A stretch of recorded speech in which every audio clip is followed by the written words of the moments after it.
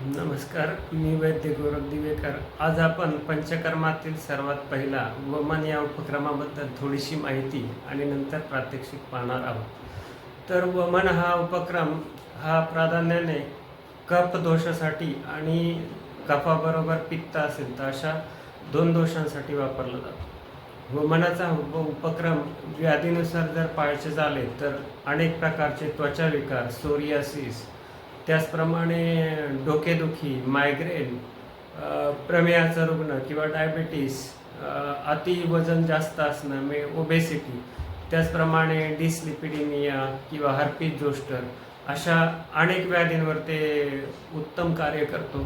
त्याचप्रमाणे कुणाला काही डोळ्यांचे विकार असतील, कानाचे विकार असतील किंवा मुखाचे विकार असतील तर अशा अनेक विकारांवरती हा पंचकर्मातील प्रथम उपक्रम उत्तम प्रकारे कार्य करतो.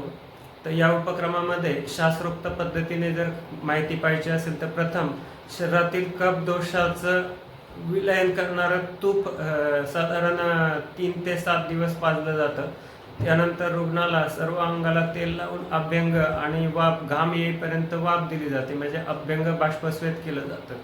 तर यामध्ये काय घटना घडते तर जसं कपडे मळालेले असतील तर डिटर्जंटमध्ये भिजत घातले की त्यातील मळ सुट्टा होतो, तसं ही औषधी तेल किंवा तूप पिलं असता रक्तातील, मांसातील किंवा इतर अवयवांमधील विकृत कफ दोष आणि अनुबंधी पित्त दोष हे वितळतात आणि शरीराला तेल लावून मालिश केली असता आणि शेक दिला असता ते वितळलेले दोष पोटात आमाशयात येतात आणि मग शेवटच्या दिवशी सकाळी साधारण 8 वाजण्याच्या जवळपास औषधी काढे पिण्यासाठी दिले जातात आणि ही औषधी काढे पिल्यानंतर रुग्णाच्या नसनाड्यांमधील हा जमलेला कफ जो वितळून पोटात आलेला आहे तो उलटी वाटे बाहेर पडतो आणि स्वास्थ्य लाभ होतो. आता आपण प्रत्यक्ष कृती पाहू.